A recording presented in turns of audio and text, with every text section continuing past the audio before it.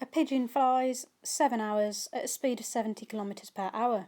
Calculate how far the pigeon flies. So it's a distance, speed, time question. So I need my do stop talking triangle.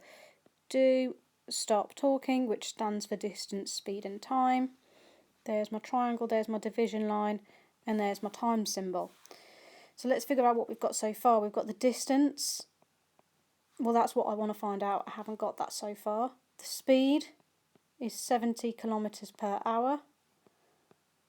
And I've got the time is 7 hours. So I need to cover up what I want. So I want the distance, so I'm going to cover up the distance, and it's telling me what to do.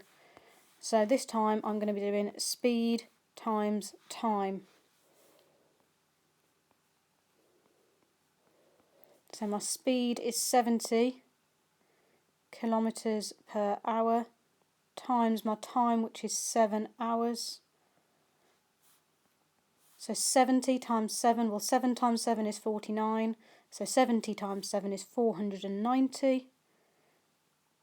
And this is going to give me a distance, so that's going to be kilometres because we've been using kilometres so far, so it's 490 kilometres.